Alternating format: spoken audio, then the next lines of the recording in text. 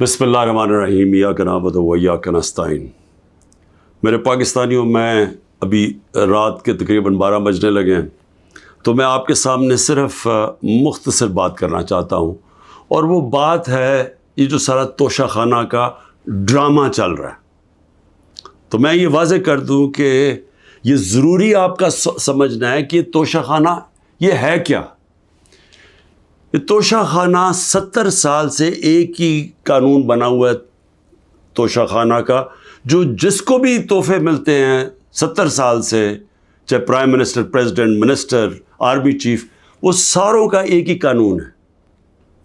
اسی قانون کے مطابق جو بھی توشہ خانہ سے میں نے چیزیں لی، اس قانون کے مطابق چلا۔ اب یہ کیس جو توشہ خانہ کا چلنا شروع ہوا، یہ آپ کو سمجھنا چاہیے کہ اس کیس کے اوپر، یہ توشہ خانہ کیس کے اوپر میرے گھر کے اوپر حملہ ہوا۔ 4 دن پہلے پولیس پہنچ گئی کہ جی آپ نے وہ توشہ خانہ کا ایک میجسٹریٹ کے سامنے کیس سننے جانا ہے۔ 4 دن پہلے پولیس پہنچ گئی، اور یہاں پورا میرے گھر کے اوپر 26 گھنٹے اٹیک ہوا۔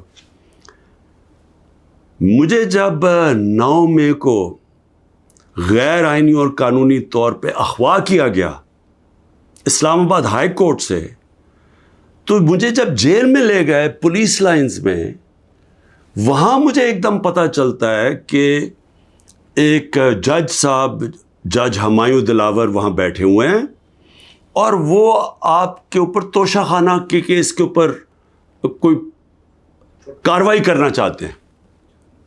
نہ میرا وکیل، نہ مجھے کیس کا پتہ، اور پتہ چلتا ہے کہ وہ ادھر آ کے میرے اوپر فرد جرم لگا کے چلے جاتے ہیں۔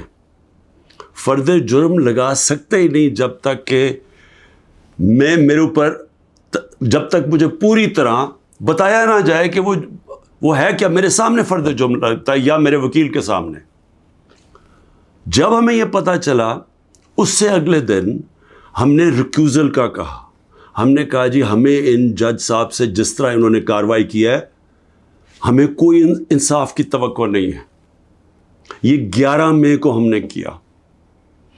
اس کے بعد بہرحال ایک پورا سلسلہ چلتا رہا، جس میں یہ واضح ہوتا گیا کہ ایک پلان بنا ہوا ہے کہ توشہ خانہ میں عمران خان کو ڈسکوالیفائی کرنا ہے۔ مجھے ایک سوال دیے گئے، 35 سوال دیے گئے، کویسچن جج صاحب نے کہ جی ان کے جواب دو۔ محرم کی چھٹیاں بھی تھی، خیر ہم نے بڑا زور لگا کے اس کا جواب تیار کیا۔ میں نے کوئی 1 گھنٹہ عدالت میں کھڑے ہو کے کل سارے سوالوں کا جواب دیا۔ انہوں نے 2 کوئی گواہ رکھے ہوئے تھے، سرکاری گواہ۔ کوئی بھی ایسی چیز نہیں تھی جو میں نے 35 سوالوں میں جواب نہیں دیے، ایک ایک چیز کا جواب دیا۔ اور ایک جگہ جو یہ بات کدھر پھنس رہی تھی جی، کہ آپ نے جی یہاں توشہ خانہ نہیں لکھا، یعنی ہم نے سارے پیسے سب ڈکلیئرڈ تھے، جتنے توشہ خانہ کے پیسے تھے بینک میں ڈکلیئرڈ تھے، وہ سارے میرے الیکشن کمیشن کے سامنے ڈکلیئرڈ تھے، وہ میں جو FBR تھی اس کے سامنے ڈکلیئرڈ تھی، ویلتھ ٹیکس میں ڈکلیئرڈ تھا، سب کچھ ڈکلیئرڈ ہے۔ ایک جگہ پہ کہتے جی یہ پیسہ تو ہے، لیکن یہاں اس کے اوپر توشہ خانہ نہیں لکھا۔ اب یہ میرے اکاؤنٹنٹ نے بھرا ہوا تھا، 40 سال سے میری وہی اکاؤنٹنگ فرم ہے۔ تو میں نے اپنے گواہ میں لکھا کہ یہ اکاؤنٹنٹ کا کام ہے آ کے آپ کو ایکسپلین کرے، پیسے تو ہیں کہ جی اس نے توشہ خانہ پیسے کے آگے لکھا یا نہیں لکھا۔ حالانکہ وہ اکاؤنٹنٹ کلیئر ہے کہ قانونی طور پہ اس نے ٹھیک کیا، اب وہ اکاؤنٹنٹ نے آنا تھا۔ آج پتہ چلتا ہے جج صاحب کہتے ہیں جی 1 گھنٹے میں گواہ کو پروڈیوس کرو۔ گواہ راستے میں ہوتا ہے، کہتے اب ہم نے کینسل کر دیا، اب کوئی گواہ آپ سامنے نہیں لا سکتے۔ میں یہ سوال پوچھتا ہوں، یہ کوئی ملٹری ٹرائل ہو رہا ہے، میرا رائٹ، میرا حق ہے فیئر ٹرائل کے لیے، یعنی ایک دم گواہ کینسل کر دیے۔ میں نے کوئی 5-6 گواہ لے کے آنے تھے تاکہ وہ ایکسپلین کرے، جو 35 کویسچنز انہوں نے بھیجے ان کے جواب میں مجھے موقع تو ملے کہ اگر کوئی پوچھے، میرے وکیل ان کو سمجھانے کے لیے، گواہ تو اس لیے ہوتے ہیں، گواہی سارے کینسل کر دیے، اور آج اب ایسے لگ رہا ہے کہ کل فرد جرم قائم کر دیں گے. یعنی مجھے سمجھ نہیں آ رہی کہ یہ جلدی اتنی کیا ہے. کیا کل 2 دن، آج گواہ آ جائے، کل گواہ آ جائے، اس کے بعد پھر آپ نے جج صاحب فیصلہ کرنا ہے وہ آپ نے کرنا ہے. لیکن مجھے تو موقع ملے کہ ہر دنیا میں ایک موقع ملتا ہے انسان کو فیئر ٹرائل کا، وہ مجھے موقع دینا چاہیے. اور ابھی سپریم کورٹ میں یہ بھی کہہ دوں کہ ہم نے ریکیوزل کا بھی ان جج صاحب کا کہا ہوا ہے کہ ہمیں ان کے اوپر اعتماد نہیں ہے. وہ پڑا ہوا ہے اسلام آباد ہائی کورٹ میں.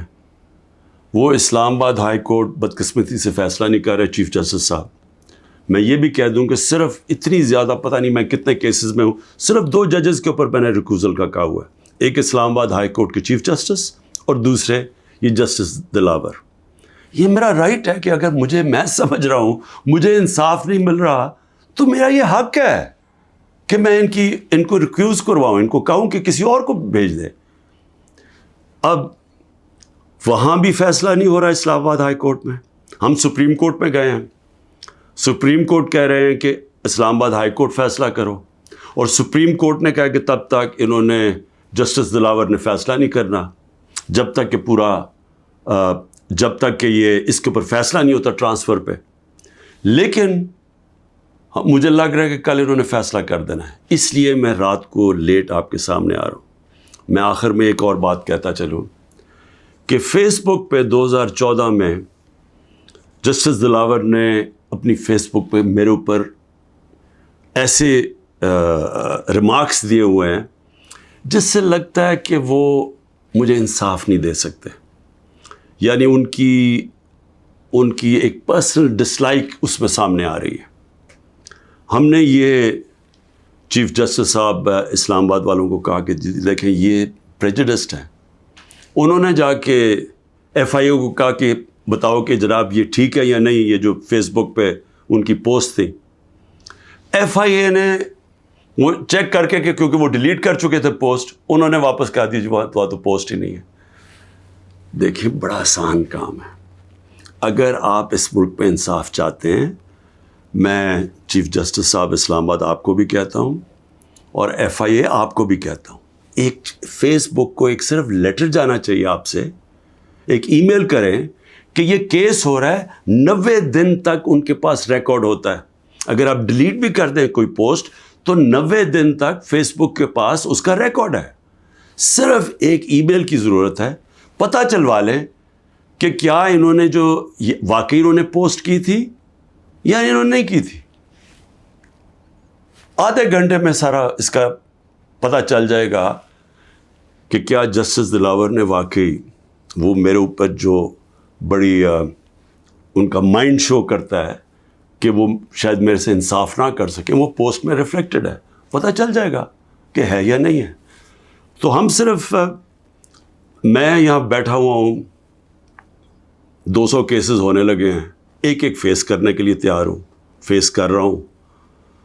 پچھلے 2 مہینے میں 350 عدالت میں کیسز کے اندر میری پیشی ہو چکی ہے. 350، یہ بھی ریکارڈ ہے. میں آگے بھی تیار بیٹھا ہوں، لیکن صرف یہ چاہتا ہوں کہ انصاف ملے. اور انصاف ملنا کوئی مشکل کام نہیں ہے. اگر صرف مجھے یہ موقع دیا جائے کہ اگر میں یہ سمجھتا ہوں کہ کوئی جج میرے سے انصاف نہیں کر رہا تو یہ میرا حق ہے کہنا کہ جی ٹرانسفر کر دیں کیس کسی اور جج کو. تو میں ابھی بھی امید رکھتا ہوں کہ کل فیصلہ کرنے سے پہلے اسلام آباد ہائی کورٹ اور سپریم کورٹ میری بات سنیں گے تاکہ مجھے فیئر ٹرائل مل سکے. شکریہ.